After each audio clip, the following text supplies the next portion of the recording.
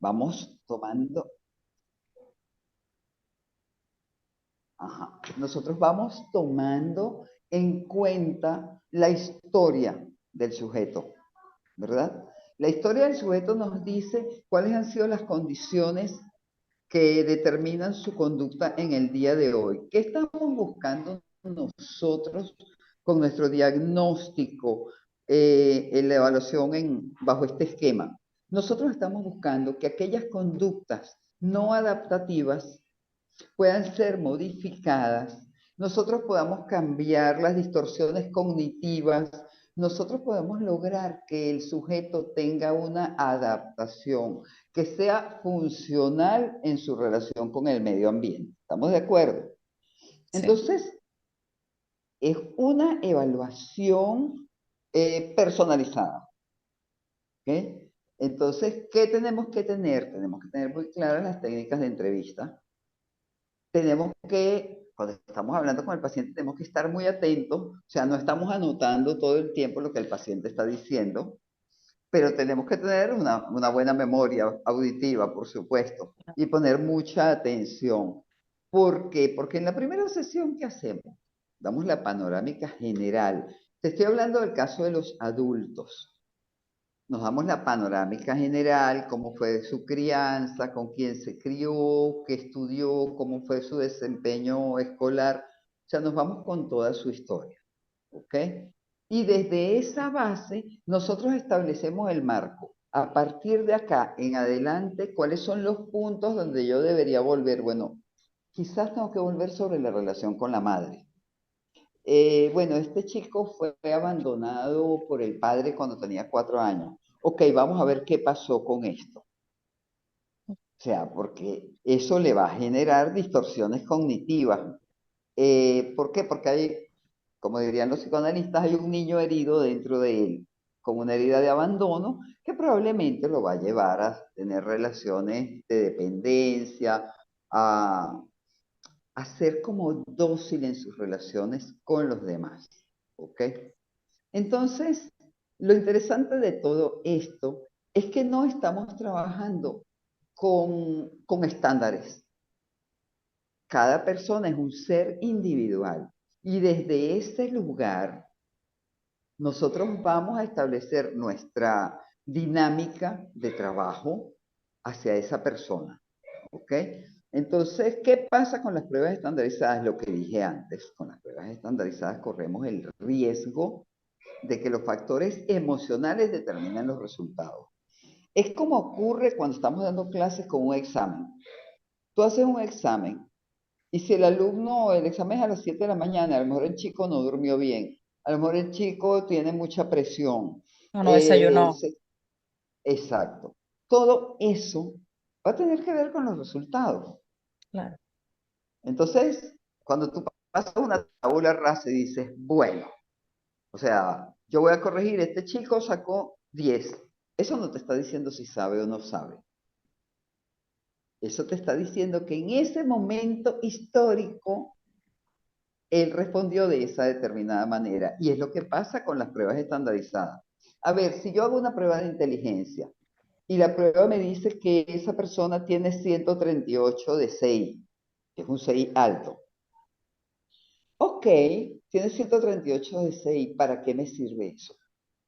Resulta que esa persona tiene problemas graves de conducta. El hecho de que tenga una inteligencia superior no me dice nada con respecto a sus problemas de conducta. Sus problemas de conducta yo los tengo que manejar desde el punto de vista de qué tiene en su cabeza. O sea, a lo mejor es una persona que se siente rechazada, que piensa que los demás lo van a rechazar, tiene una distorsión cognitiva, nadie me quiere. Ok, actúa en consecuencia. O es una persona que sus pautas de crianza fueron unas pautas que le enseñaron un irrespeto absoluto por la autoridad, problemas para adaptarse y convivir con otras personas. Entonces, allí es donde nosotros vamos. ¿Para qué sirve el diagnóstico? El diagnóstico nos marca el inicio de la ruta terapéutica.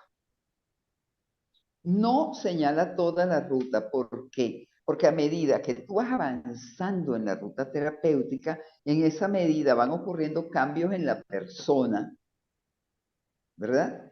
Y esos cambios determinan cuál es el camino por el que tú vas a continuar. ¿Ok? ¿Tienes alguna pregunta? Por mi parte, bueno, para notificarle a los Ajá. participantes, gracias, profesor Olga Turmero, gracias, Mari Luis, ese es siempre permanente en los encuentros síncronos, siendo en este momento las 7:10 de la noche en Venezuela. Se inició en la hora prevista el encuentro síncrono número 3. Estamos hablando de los métodos diagnósticos en la psicología clínica. Quien les habla, la profesora María Eugenia Falcón, coordinadora académica de IFAGER. Importante que quede plasmado en este momento que vamos a conversar también acerca de algunas de las estrategias de evaluación y además, o además, acerca de las observaciones que fueron enviadas sobre el producto intelectual, que es realmente uno de los, el objetivo más importante del diplomado, ¿no? Lograr que ese producto avance, por supuesto, y que tenga unas características y una calidad determinada. Vamos a continuar con la disertación de la licenciada Olga Turmero, y dentro de algunos minutos nos vamos al aula virtual para aclarar algunas dudas con respecto a las estrategias de evaluación. Continuamos con la licenciada Muchísimas Olga Turmero. gracias. Muchísimas gracias. Entonces, fíjate, cuando yo dije antes, bueno, aquí estamos hablando del adulto. ¿Qué pasa con el diagnóstico en niños? El diagnóstico en niños lo que hace, ok, ¿con quién tenemos la primera entrevista? Con los padres, definitivamente, con la madre.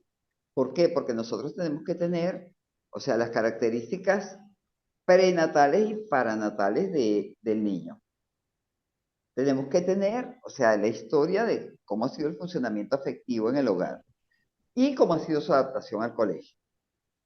Porque eso es lo que nos va a decir, y la madre es la que nos va a decir cuáles son las conductas, problemas del niño. No solo trabajamos con conductas, pareciera cuando yo hablo de conductas que, bueno, solo trabajamos con conductas. Lo que pasa es que la conducta es lo que yo puedo medir, lo que yo puedo observar. Y cualquier cambio a nivel cognitivo se va a traducir en conductas adaptativas.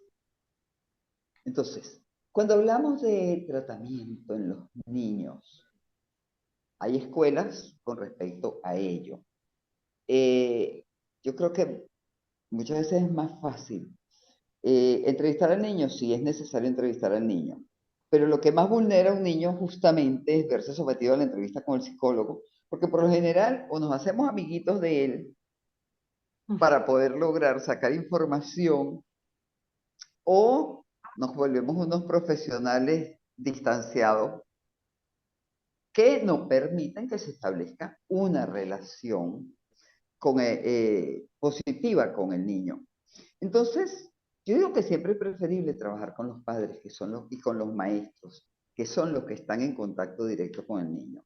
¿Dónde se presentan las conductas problemas del niño? En el hogar y en la escuela. Ujú. Básicamente. Entonces, hacia allá dirigimos el esfuerzo.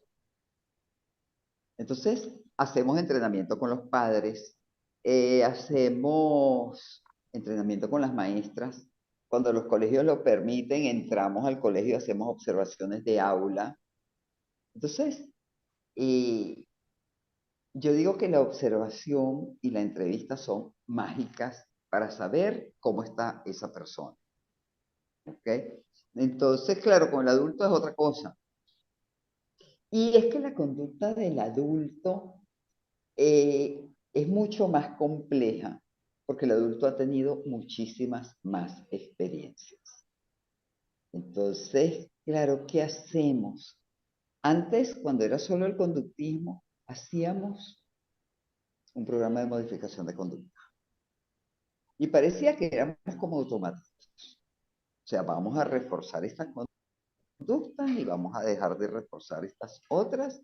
Y bueno, se va a producir un cambio conductual, pero ahora vamos más allá. O sea, hay una parte de las creencias, porque las distorsiones cognitivas no son más que creencias. Hay una parte de las creencias que tienen una eh, relación directa, directísima con la conducta de la persona. O sea, yo actúo como pienso. O sea, mi conducta es un reflejo de lo que yo estoy pensando. Y por ende, tenemos que saber cómo piensa. Y para eso es la entrevista. Y por eso es que uno se vuelve acucioso y uno empieza a escuchar entre palabras. O sea, ya no es solo porque decimos, bueno, hay que leer entre líneas, pero hay que escuchar entre una palabra y otra también. Hay que observar la actitud, hay que observar la manera como se mueve. Hay que observarlo todo. O sea, tenemos que, y eso es producto de la experiencia, porque la técnica de entrevista, o sea, cuando somos nuevos, tenemos un guión de entrevista, ¿ok? Después perdemos el guión y nos vamos, o sea, a lo que realmente nos parece. Y por eso es que es importante, cuando nosotros vamos a hacer diagnóstico, tener nuestro guión de entrevista. Por allí tenemos que comenzar. O sea, ¿cuáles son los datos que me son relevantes?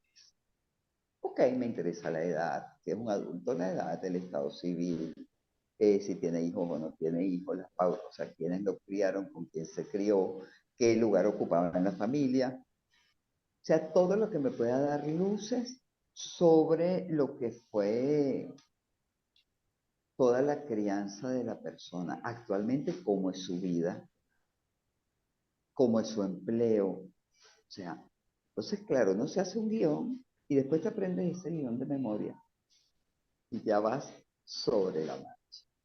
¿Ok? Entonces, yo siempre digo, somos un poquito eclécticos, que igual uno va tomando cosas de, de otros sistemas psicológicos que te parecen interesantes. O sea, porque, qué sé yo, una persona con un duelo que, que no supera, pues a lo mejor te vas a una técnica gestal y lo traes a la aquí, a la hora y de esa manera lo haces revivir el momento para que puedas seguir adelante.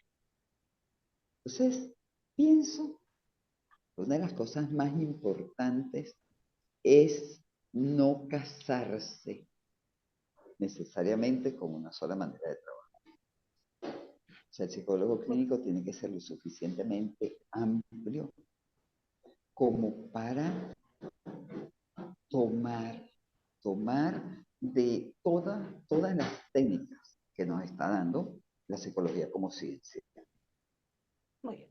Entonces, yo creo que es interesante y yo creo que a medida que vamos avanzando, de alguna manera como que, o sea, no existe la rutina. Con cada persona vamos a trabajar de acuerdo a lo que la persona nos da. Claro. No existen las preguntas preformadas o preformuladas o un guión estricto, ¿ok? Y muchas veces los dejamos hablar. Muchas veces los dejamos que ellos cuenten. Y entre lo que ellos cuentan, nosotros vamos sacando información que necesitamos. Eso nos permite volver sobre los puntos. Pero, insisto, o sea, la mejor técnica es la técnica de entrevista con observación.